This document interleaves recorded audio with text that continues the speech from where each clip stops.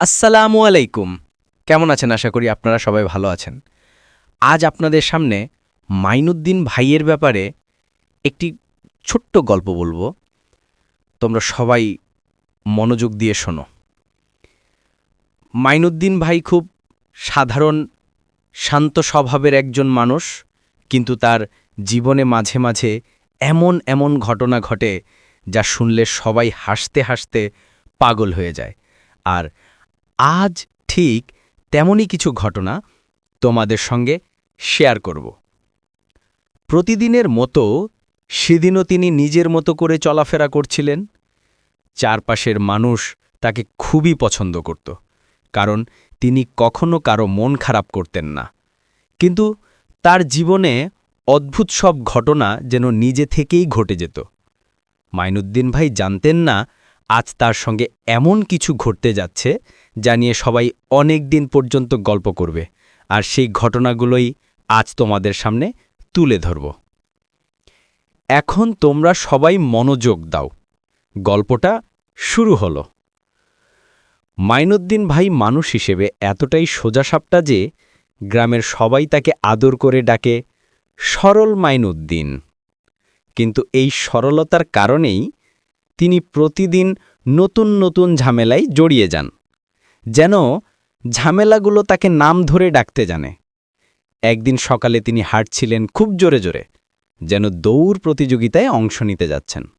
সবাই ভাবছে, ভাই এত তাড়াহুড়ো কেন? হঠাৎ পিছন থেকে কেউ ডাকল, ভাই দৌড় দিচ্ছেন কেন? মাইনুদ্দিন ভাই বললেন, দৌড় না ভাই, আমার চটি নষ্ট, হাঁটছি তাড়াতাড়ি, না হলে পা গরম হয়ে যাবে। আরেকদিন দেখা গেল তিনি দোকানে দাঁড়িয়ে আছেন। দোকানদার জিজ্ঞাসা করল, কি লাগবে ভাই? তিনি বললেন, 10 টাকার বিস্কুট দিও, তবে ভাঙা না, কারণ বাসায় গিয়ে ভাঙার দায়িত্ব আমার। এভাবেই দিনের পর দিন তিনি নিজের সরলতা আর মজার কথায় সবাইকে হাসিয়ে রাখতেন। সময় পেলেই আবার নিজের গল্প নিজেই বানাতেন। শোনো, আমার জন্য রাস্তাটা একটু সোজা করো, না হলে আমি হেঁটে বেঁকে যাই। এমনি এক মানুষ আমাদের মাইনুদ্দিন ভাই, যার কথা শুনলে মনটা ভালো হয়ে যায় আর হাসি আটকানো অসম্ভব হয়ে পড়ে। মাইনুদ্দিন ভাই একা হলে যেমন শান্ত স্বভাব, বন্ধুদের সাথে হলে পুরো উল্টো। সাইলেন্ট মোড থেকে সরাসরি লাউড স্পিকার। একদিন বিকেলে তিনি তার 3 জন বন্ধুকে নিয়ে মাঠে গেলেন, ইয়ামিন, সাব্বির আর ইয়াসিন।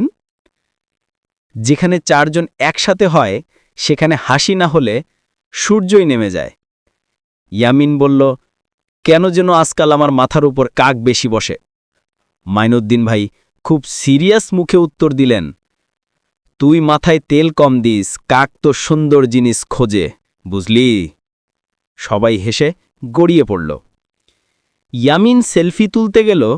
মাইনুদ্দিন ভাই বললেন, দাঁড়া, আমি সুন্দর দেখাই এমন অ্যাঙ্গেল দে। কিন্তু সেলফি তুলতেই দেখা গেল পিছনে একটা ছাগল দাঁড়িয়ে ছবি দিচ্ছে। ইয়ামিন চিৎকার, ভাই ছাগলটাই সুন্দর দেখা যাচ্ছে। সাব্বির সাথে সাথে সেলফিটা ডিলিট। 4 জন ভাত খেতে গেল। খাবার আসার আগেই মাইনুদ্দিন ভাই ঘোষণা দিলেন, আজ আমি একটু কম খাবো, ডায়েট করছি।